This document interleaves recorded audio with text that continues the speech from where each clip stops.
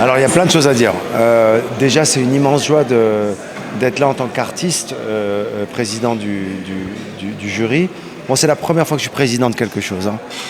Donc je suis très très heureux, très honoré. J'ai un jury formidable composé d'artistes qui viennent de plusieurs pays d'Afrique et des Marocains aussi, des compatriotes. Donc c'est une joie en tant qu'artiste, en tant que metteur en scène aussi, en tant qu'acteur d'être dans le passage finalement, dans la passation, dans l'affiliation et de tendre la main aux jeunes réalisateurs et réalisatrices. Mais aussi je dois dire qu'en tant que Marocain, artiste marocain, d'être à Rabat, capitale africaine de la culture, en tant qu'artiste marocain, c'est aussi une grande fierté. Et j'ai vu des films qui m'ont bouleversé parce qu'en une minute, on est capable de voir le talent d'un réalisateur ou d'une réalisatrice et on est capable de voir comment techniquement, scénaristiquement parlant, artistiquement parlant, la contrainte amène l'invention. Et ça n'a pas été très difficile finalement de délibérer parce qu'avec la contrainte de 1 minute pour un film, les talents finalement ils sortent assez vite. Et je crois que le besoin, la contrainte, la complexité amène l'invention. Je pense que c'est pas nouveau, ça a toujours été comme ça. Et là du coup ils sortent du lot et les films ils se détachent très fort. Vous allez voir le palmarès, il est assez étonnant. Et j'ai participé au Mobile Film Festival il y a plus de 10 ans en France. Et j'ai vu que c'était un truc qui marchait dans le sens où j'ai vu un réalisateur passer au long métrage. Ça s'est vu, ça s'est vérifié. Guillaume Renusson, il fait aujourd'hui un long métrage avec des grands acteurs, il fait tous les festivals. Et donc c'est un festival qui tend la main vraiment et qui donne sa chance aux jeunes réalisateurs. Je pense d'abord et avant tout, en voyant les films, parce que c'est ça qui m'a vraiment démontré finalement la puissance et la singularité de l'Afrique, c'est que les thématiques des films, plus qu'avant, plus que jamais, même quand c'est traité avec comédie ou thriller ou action, elles sont sociétales, elles sont dans l'inquiétude un peu, je dois dire. Même quand c'est de la comédie, ça part d'inquiétude.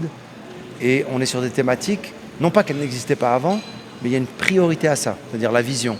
L'environnement est au cœur de beaucoup de films, la violence faite aux femmes, la religion, des problèmes sociétaux particuliers peut-être à l'Afrique, mais qui sont super universels.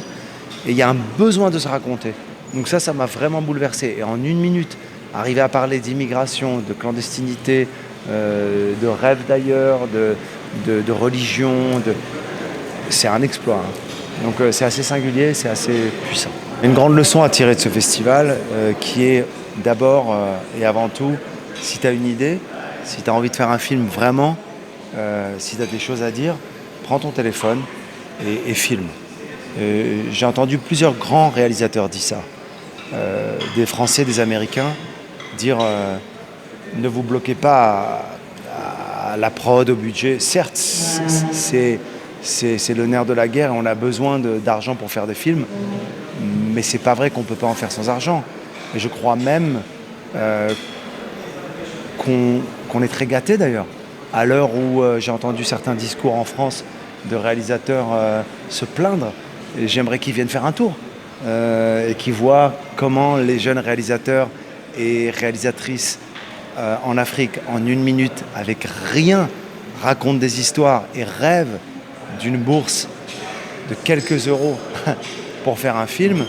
Je pense que tendre la main aujourd'hui, avant tout au talent, c'est magique, quoi. Moi, ça me réjouit, ça me remplit de joie. Et voilà, je pense qu'il faut vraiment se rendre compte que la créativité, l'invention, le cri en tout cas, le besoin de s'exprimer, il est possible quel que soit le budget.